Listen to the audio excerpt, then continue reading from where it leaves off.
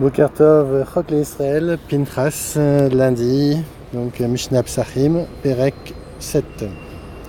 On va parler essentiellement du Korban Pessah et comment on le faisait et comment on devait utiliser ses restes. Donc, première Mishnah.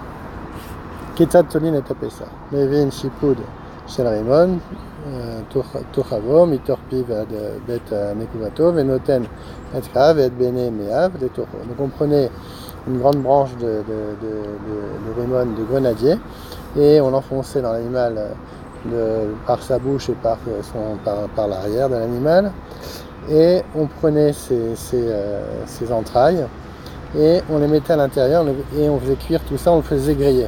Le Rabbi Yeshagili. Rabbi Akiva, Kimin Bishul Uze, et là Tolin Futsalo. Non,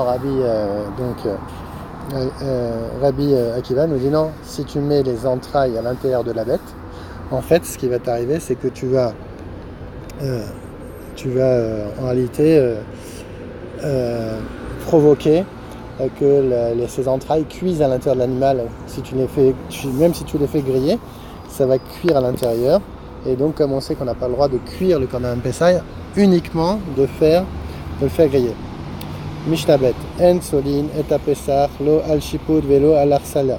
Amar Rabbi Tzadok, Maase Rabban Gamiel, Sheamar, les Tavi Abdo, Tse, Utsele Lano et Pessah, al Arsala.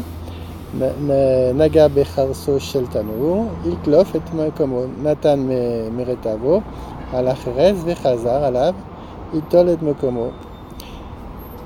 Donc on voit que on n'a pas le droit de cuire, de faire griller le Korban Pessah sur une grille ou sur un chipoud, sur une brochette en fer. Pourquoi ? Parce que ça va faire une cuisson à l'intérieur.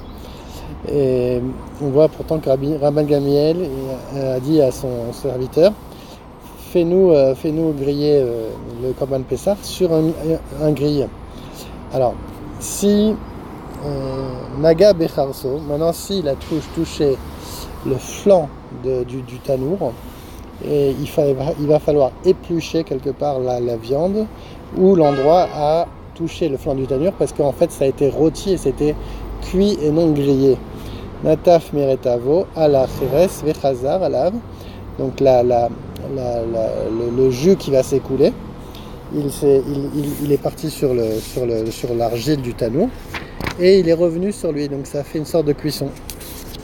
Itolet mekomo, donc on doit prendre l'endroit où il y a une cuisson à cause du sang et de cette cuisson sur le four, et on va l'enlever.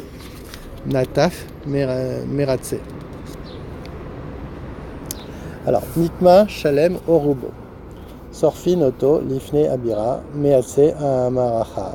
Nitma Miut Vanotar Sorfi Noto Mechatzroteen O Algagoten Meatse Asman Atzaidakin Sorfi Noto Lifne Abira Bijvil Leanot Mase Amaracha.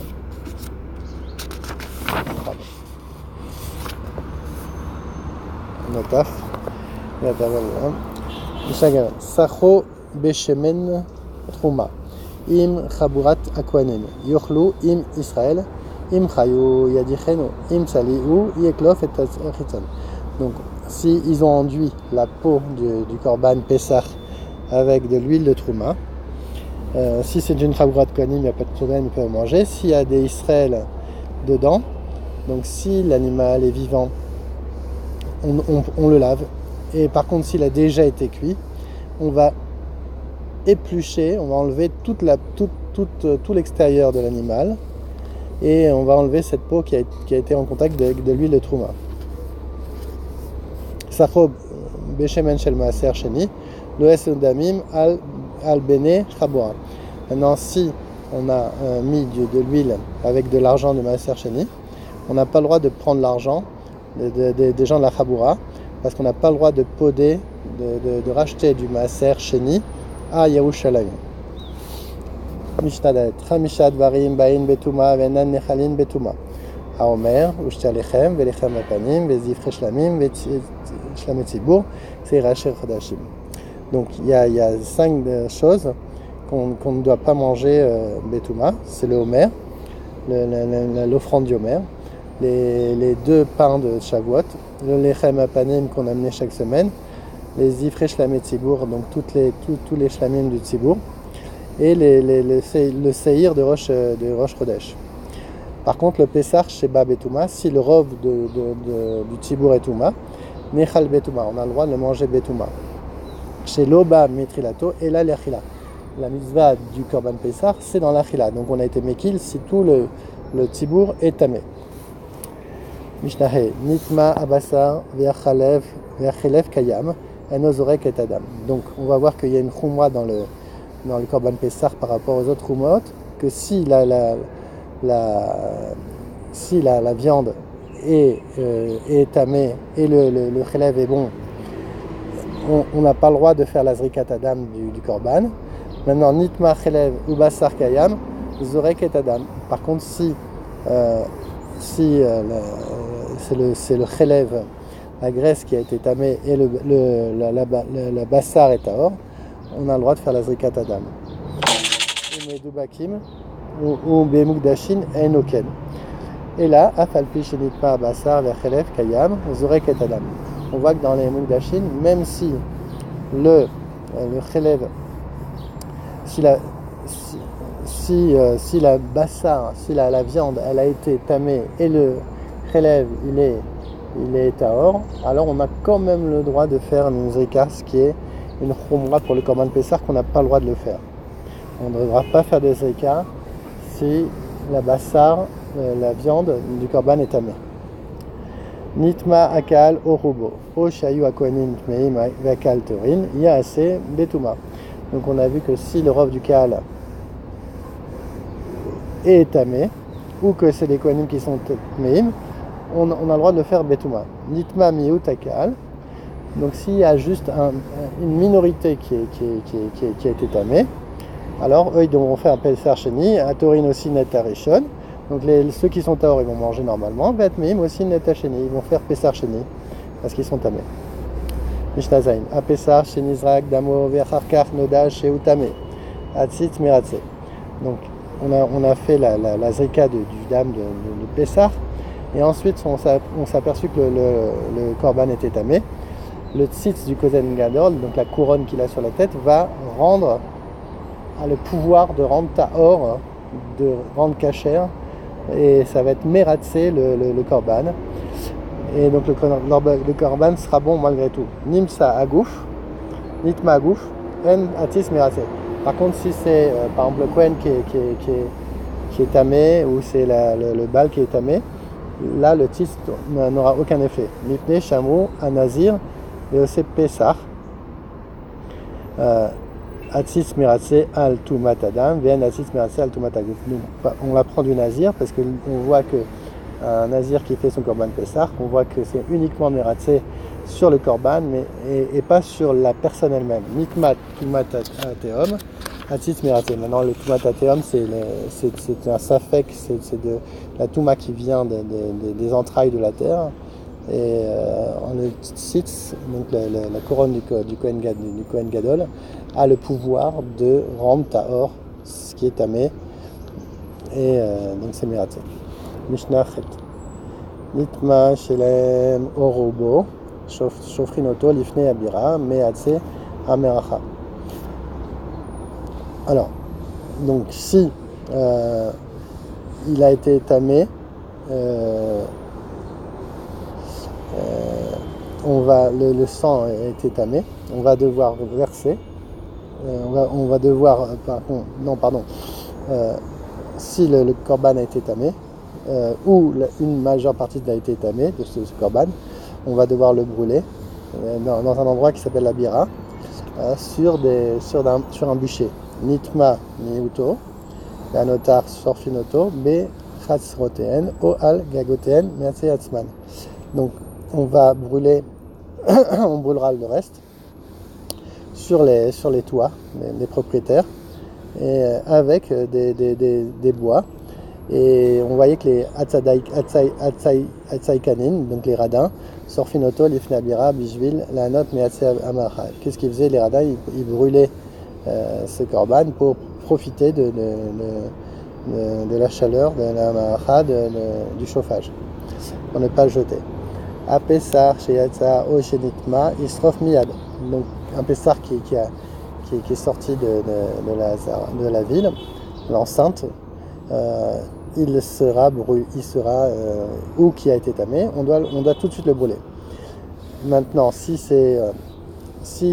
les Baalim ont été tamés ou ils sont morts, Teubar Tsurato, on va attendre que le korban se dégrade, qu'il change de forme, mais il s'arrête Beshisha Asar, et il sera brûlé le 16. Rabbi Yochanan ben Brokomer, Af, Ze, il s'arrête Miyad. Non, il lui dit non, on le brûle tout de suite.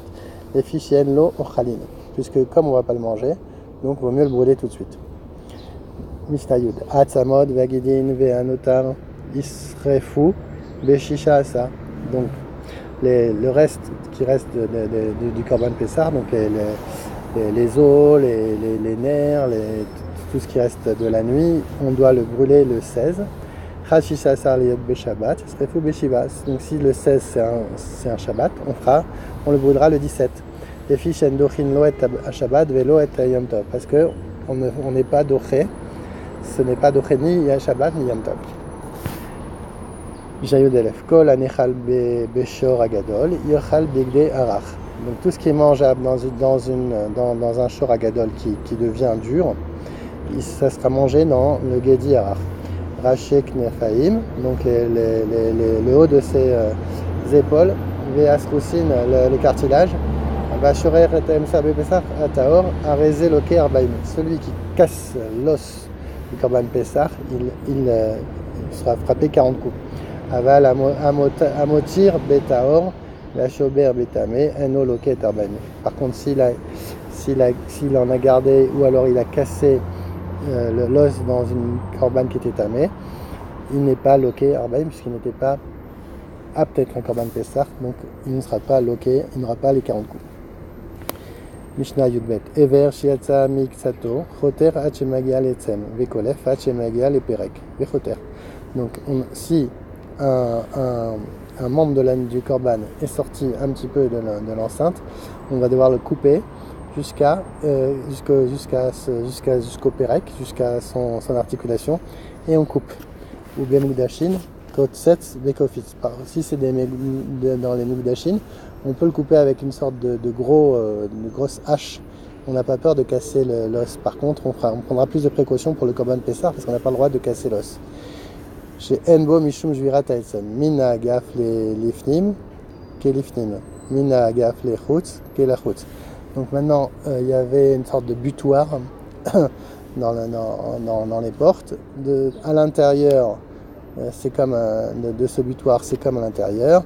Et à l'extérieur aussi, pareil pour s'il est sorti un petit peu par la fenêtre, et dans l'épaisseur de la choma de la muraille, tout ça, donc toutes les épaisseurs de ces choses-là sont comme si c'était à l'intérieur, c'est comme si l'animal n'était pas sorti. Donc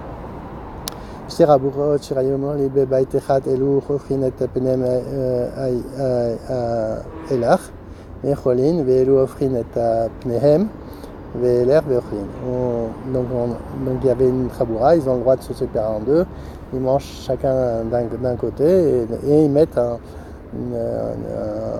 mecham, une casserole bouillante au milieu. Quand le shamash, qui est le serviteur, il servait une table, donc il avait le droit de manger qu'avec une seule des chabouras. Par contre, la kala qui avait honte et sa belle famille, elle avait le droit comme tout le monde l'observe, alors elle a le droit de se se cacher.